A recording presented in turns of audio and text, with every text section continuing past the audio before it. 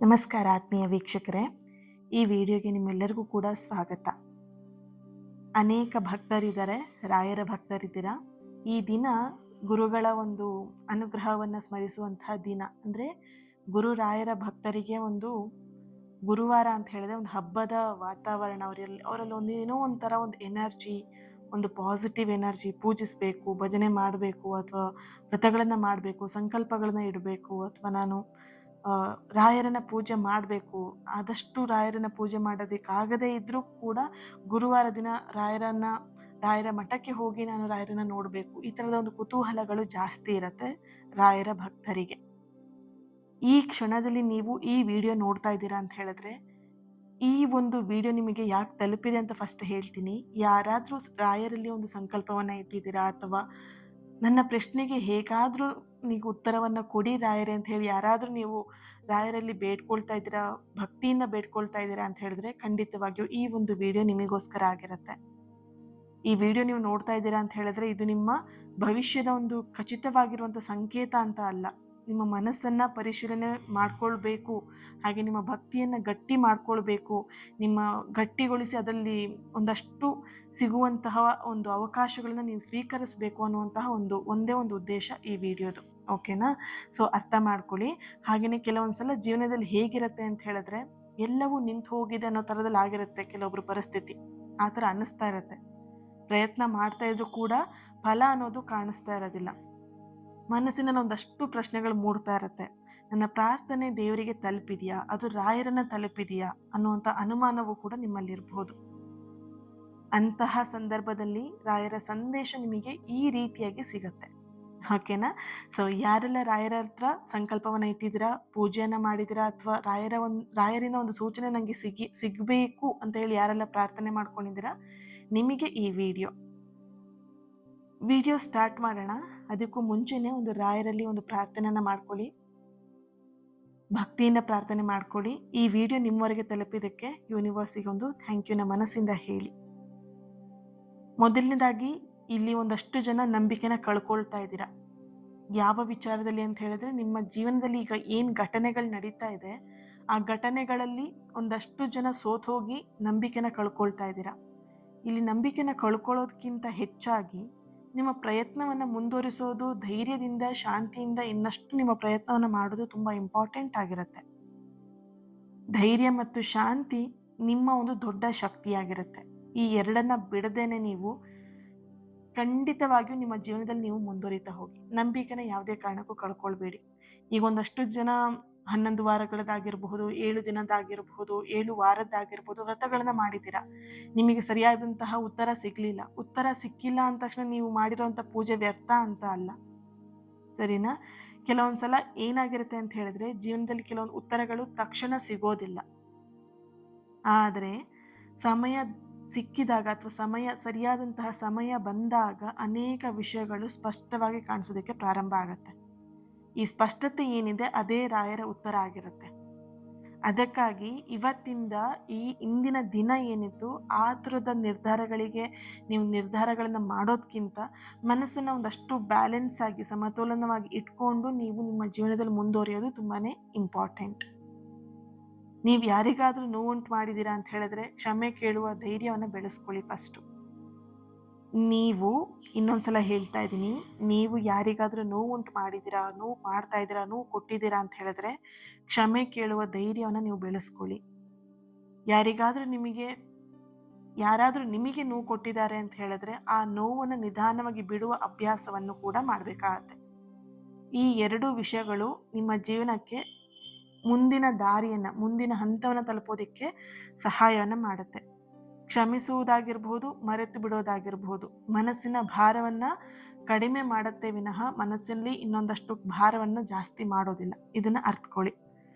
ಹಾಗೆಯೇ ನೀವು ಯಾವುದೇ ಕಾರ್ಯನ ಮಾಡಬೇಕಿದ್ರೂ ಕೂಡ ತನ್ನದೇ ಆದಂಥ ಸಮಯ ಅನ್ನೋದು ತುಂಬಾ ಬೇಕಾಗತ್ತೆ ಅಲ್ವಾ? ನಾನು ಈಗಾಗಲೇ ಹೇಳಿದ ಹಾಗೆ, ಸಮಯ ಅನ್ನೋವಂಥದ್ದು ಬಂದಾಗ ಖಂಡಿತವಾಗಿ ನಿಮ್ಮ ಲೈಫಲ್ಲಿ ಏನೆಲ್ಲ ಬದಲಾವಣೆಗಳು ಆಗಬೇಕು ಅದೆಲ್ಲವೂ ಕೂಡ ಆಗತ್ತೆ. ಆತುರವಾಗಿ ಯಾವುದೇ ಕಾರಣಕ್ಕೂ ನಿರ್ಧಾರಗಳನ್ನು ತೆಗೆದುಕೊಳ್ಳೋದಕ್ಕೆ ಹೋಗಬೇಡಿ.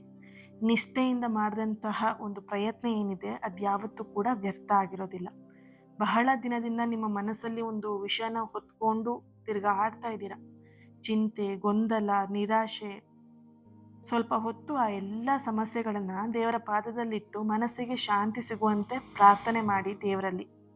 ಹಾಗೇನೇ ಇಲ್ಲಿ ನಿಮಗೆ ಒಂದು 3 ಪ್ರಶ್ನೆಗಳನ್ನು ನಿಮ್ಮ ಮನಸ್ಸಿಗೆ ನೀವೇ ಕೇಳ್ಕೊಳ್ಳಿ. ನೀವು ಯಾವ ವಿಷಯದ ಬಗ್ಗೆ ಅತಿಯಾಗಿ ಚಿಂತನೆಯನ್ನ ಮಾಡ್ತಾ ಇದ್ದೀರಾ, ಚಿಂತಿಸ್ತಾ ಇದ್ದೀರಾ? ಹಾಗೇನೆ ನಿಮ್ಮ ಕೈಯಲ್ಲಿರುವ ಕೆಲಸವನ್ನ ಪ್ರಾಮಾಣಿಕವಾಗಿ ನೀವು ಮಾಡ್ತಾ ಇದ್ದೀರಾ? ನೀವು ಯಾರ ಜೀವನದಲ್ಲಿ ಒಂದು ಒಳ್ಳೆಯ ಬದಲಾವಣೆಯನ್ನ ತರೋದಿಕ್ಕೆ ನಿಮಗೆ ಸಾಧ್ಯ ಇದೆಯಾ?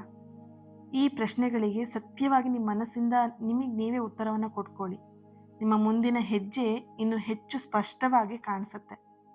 ಇಲ್ಲಿ ನೀವು ಪ್ರತಿನಿತ್ಯ ರಾಯರಲ್ಲಿ ಅಥವಾ ಗುರುವಾರ ಬಂದಾಗ ಪೂಜೆ ಮಾಡ್ತೀರಾ, ಬೆಳಿಗ್ಗೆ ಬೇಗ ಹೇಳ್ತೀರಾ, ಸಂಕಲ್ಪ ಮಾಡ್ತೀರಾ, ಪೂಜೆ ಮಾಡ್ತೀರಾ, ಕಣ್ಣೀರು ಹಾಕ್ತೀರಾ, ರಾಯರೇ ನನಗೆ ಪ್ರಸಾದ ಕೊಡಿ ಅಂತ ಅಂಗಲ ಹಚ್ತೀರಾ. ಓಕೆ, ಎಲ್ಲ ಮಾಡ್ತಾ ಇದ್ದೀರಾ. ಈ 3 ಪ್ರಶ್ನೆಗೆ ಮೊದಲು ಉತ್ತರವನ್ನು ತಂದ್ಕೊಳ್ಳಿ.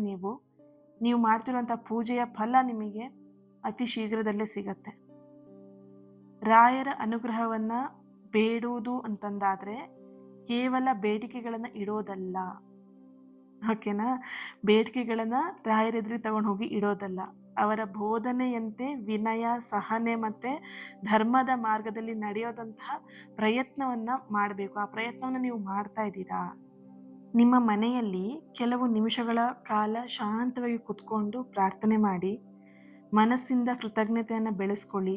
ನೀವೀಗಲೇ ಪಡೆದಿರುವಂತಹ ಕೆಲವೊಂದಷ್ಟು ರಾಯರಿಂದ ಪಡೆದಂತಹ ಆಶೀರ್ವಾದ ಆಗಿರ್ಬೋದು, ರಾಯರಿಂದ ಬಂದಂತಹ ಒಂದಷ್ಟು ಪಾಸಿಟಿವ್ ಆಗಿರುವಂಥದ್ದು, ನಿಮ್ಮ ಬೇಡಿಕೆಗಳು ಈಡೇರಿಸಿದಂತಹ ವಿಷಯಗಳಿಗೆ ನೀವು ನೆನಪು ಮಾಡ್ಕೊಳೋದಕ್ಕೆ ಧನ್ಯವಾದಗಳನ್ನು ಹೇಳಿ, ಆಶೀರ್ವಾದಕ್ಕೆ ಧನ್ಯವಾದಗಳನ್ನು ಹೇಳಿ. ಕೆಲವೊಮ್ಮೆ ನಾವು ಇಲ್ಲದೆ ಇರೋದರ ಬಗ್ಗೆ ಹೆಚ್ಚಾಗಿ ಯೋಚನೆಯನ್ನು ಮಾಡ್ತಾ ಇರ್ತೀವಿ, ಆದರೆ ಇರುವುದರ ಒಂದು ಮೌಲ್ಯವನ್ನು ನಾವು ಮರ್ತು ಬಿಟ್ಟಿರ್ತೀವಿ. ಕೃತಜ್ಞತೆಯ ಮನಸ್ಸು ಜೀವನದ ಒಂದು ದೃಷ್ಟಿಕೋನವನ್ನೇ ಬದಲಾಯಿಸುತ್ತೆ. ನಿಮ್ಮ ಜೀವನದ ಗುರಿ ಏನಿದೆ ಅದನ್ನ ಬಿಟ್ಬಿಡಬೇಡಿ. ಯಶಸ್ಸು ಯಾವಾಗಲೂ ಕೂಡ ಒಂದೇ ದಿನದಲ್ಲಿ ಬರೋದಿಲ್ಲ. ನಿರಂತರವಾದಂತಹ ಪ್ರಯತ್ನ ಮತ್ತು ಸರಿಯಾದಂತಹ ದಿಕ್ಕಿನಲ್ಲಿ ನಡೆಯುವಂತಹ ಏನು ವಿಷಯಗಳಿದೆ ಆ ವಿಷಯದಲ್ಲಿ ನೀವು ಯಶಸ್ಸನ್ನು ಖಂಡಿತವಾಗಿ ನೀವು ಪಡಿತೀರಾ. ನಿಮ್ಮ ಕುಟುಂಬದಲ್ಲಿ ಏನಾದರೂ ಭಿನ್ನಾಭಿಪ್ರಾಯದಲ್ಲಿ ಈ ವಿಷಯದಲ್ಲಿ ಏನಾದರೂ ಸಂಕಲ್ಪ ಮಾಡಿದಿರಾ ರಾಯರಲ್ಲಿ ಅಂತ ಹೇಳಿದ್ರೆ, ಕುಟುಂಬದಲ್ಲಿ ಭಿನ್ನಾಭಿಪ್ರಾಯ ಇದ್ದರೆ ಮಾತುಕತೆಯಿಂದ ಪರಿಹಾರ ಮಾಡ್ಕೊಳ್ಳಿ. ಮಾತುಕತೆಯ ಪರಿಹಾರವನ್ನು ಹುಡುಕೋದಿಕ್ಕೆ ಪ್ರಯತ್ನವನ್ನು ಮಾಡಿ. ಸಂಬಂಧಗಳನ್ನು ಆದಷ್ಟು ಉಳಿಸ್ಕೊಳ್ಳುವಂತಹ ಸಹನೆ ಅಗತ್ಯವಾಗಿ ಇರುತ್ತೆ. ನಿಮ್ಮ ಕುಟುಂಬದಲ್ಲಿ ಯಾವುದೇ ರೀತಿಯ ಸಮಸ್ಯೆಗಳಾಗಿರ್ಬೋದು, ನೀವು ಸಂಕಲ್ಪ ಇಟ್ಟು ಪೂಜೆ ಮಾಡ್ತಾ ಇದ್ದೀರಾ ಅಂತ ಹೇಳಿದ್ರೆ ಅದು ಆದಷ್ಟು ಬೇಗ ನಿಮಗೆ ಫಲವನ್ನು ಕೊಡುತ್ತೆ. ಚಿಂತೆ ಮಾಡಬೇಡಿ. ಆರೋಗ್ಯದ ಬಗ್ಗೆನೂ ಕೂಡ ನೀವು ಕೆಲವೊಂದಷ್ಟು ಜನ ಸಂಕಲ್ಪವನ್ನು ಇಟ್ಟಿರಬಹುದು. ನಿರ್ಲಕ್ಷ್ಯ ನೀವು ಕೂಡ ಮಾಡಬಾರ್ದು. ನಾನಿಲ್ಲಿ ಪೂಜೆ ಮಾಡ್ತಾ ಇದ್ದೀನಿ, ಎಲ್ಲ ದೇವರು ನೋಡ್ಕೊಳ್ತಾರೆ, ನಾನು ಹೋಗಿ ಬೇಡದೇ ಇರೋವಂಥ ವಸ್ತುಗಳನ್ನೆಲ್ಲ ನಾನು ತಿಂತೀನಿ ಅಂತ ಹೇಳಿದ್ರೆ ಇದು ಸಾಧ್ಯ ಅಲ್ಲ.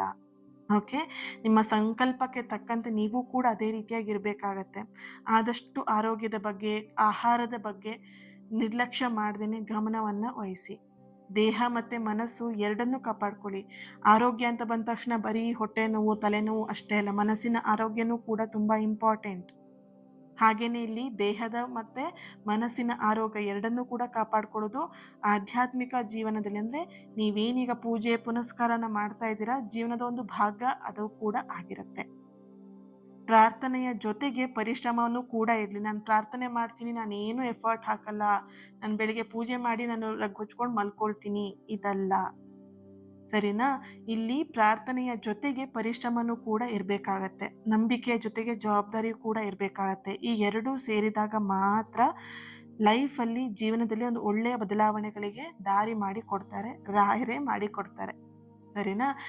ಇವತ್ತಿನ ದಿನ ರಾತ್ರಿ ನೀವು ಮಲಗೋಕ್ಕಿಂತ ಮುಂಚೆ ಈ 3 ಒಳ್ಳೆಯ ಘಟನೆಗಳನ್ನು ನೆನಪು ಮಾಡಿಕೊಂಡು ನಾಳೆ ಒಂದು ಒಳ್ಳೆಯ ಕೆಲಸವನ್ನು ಮಾಡುವಂತಹ ಸಂಕಲ್ಪವನ್ನು ಮನಸ್ಸಲ್ಲಿ ಮಾಡಿ. ಸಣ್ಣ ಸಕಾರಾತ್ಮಕವಾಗಿರುವಂತಹ ಹೆಜ್ಜೆಗಳು ಕಾಲಕ್ರಮೇಣ ದೊಡ್ಡ ಬದಲಾವಣೆಗಳಿಗೆ ಕಾರಣ ಆಗ್ತಾ ಹೋಗುತ್ತೆ. ನಿಮ್ಮ ಈ ಒಂದು ಸಂಕಲ್ಪನೂ ಕೂಡ ನೆರವೇರ್ತಾ ಹೋಗುತ್ತೆ. ರಾಯರಲ್ಲಿ ನೀವೇನು ಸಂಕಲ್ಪವನ್ನು ಇಟ್ಟಿದ್ದೀರಾ ಅದು ನಿಮಗೆ ನಡೀತಾ ಹೋಗುತ್ತೆ.